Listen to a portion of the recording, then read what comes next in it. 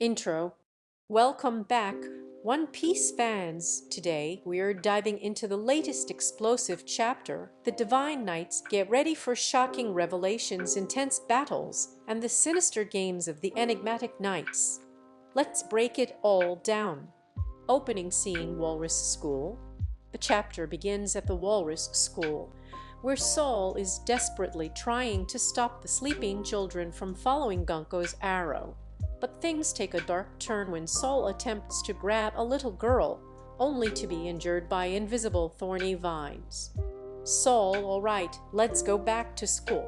You want that hurts. Chopper, what happened? Saul. Robin, are you okay? Were you stabbed? Chaos in Elbaf Giant Village. Meanwhile, the giants of the village call the fire brigade to handle a massive fire, but their spell is destroyed by undead giants emerging from the children's dreams. Jarl, Dory, Kashii, and the other giants are left in shock as skeletal monsters appear. Elsewhere, Nami, Usopp, and Jin react in horror to the unfolding disaster. The Divine Knights macabre game. We then cut to the eerie scene of the three Divine Knights dining luxuriously in the forest, watching the chaos unfold. Summers, Jihahaha, did you see that giant's shocked face when he was pierced by the thorns? Every loved one has their own thorns. Isn't that right?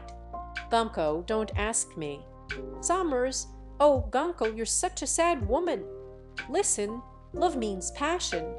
Passion that drives you to embrace thorns even when they become sharper the closer you get.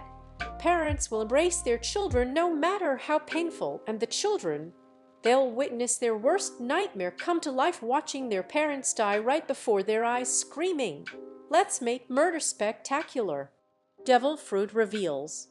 As Summers rants, thorny vines appear around his arm. A title card confirms his devil fruit, the Iba Iba no my thorn fruit, making him a thorn man. Meanwhile, Gunko continues guiding the children, leading them across the main road. The giants, unable to stop them, feel utterly powerless.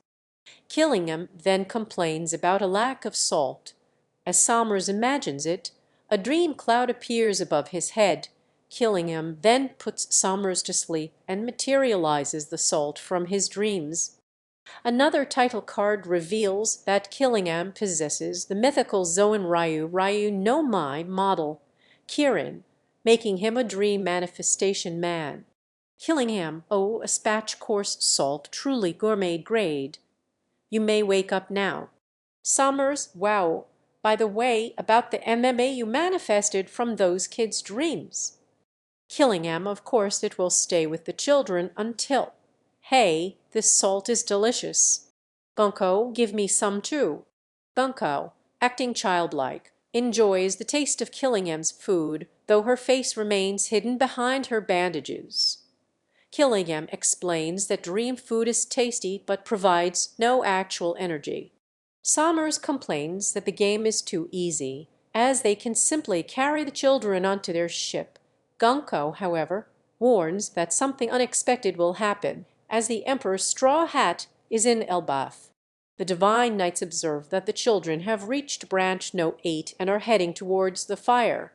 Somers declares that if this group fails, another will simply take their place.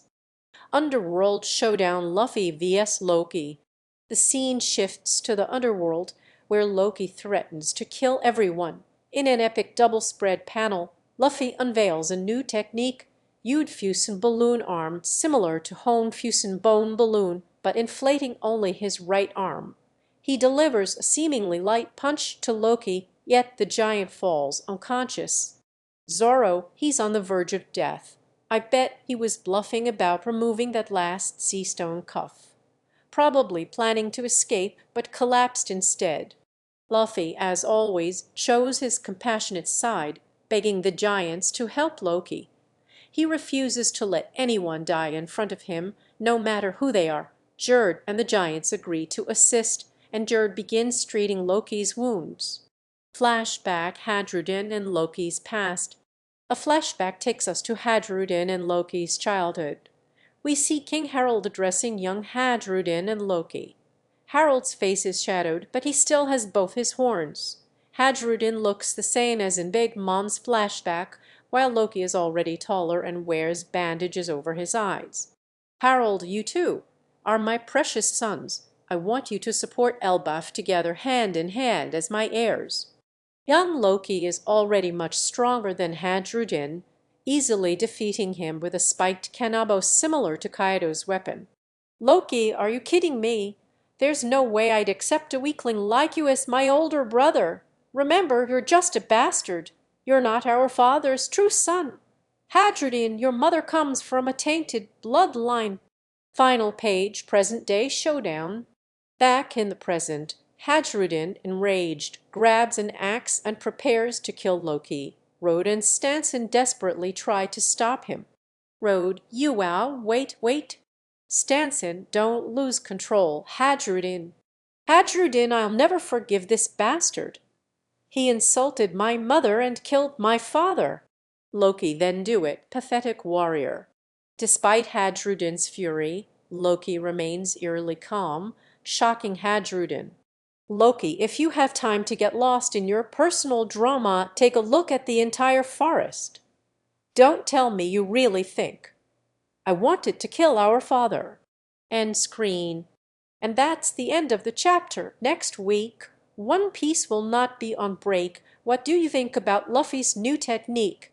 And what's the real truth behind Loki and Hajrudin's past? Let's discuss in the comments below. Don't forget to like, share, and subscribe for more One Piece content.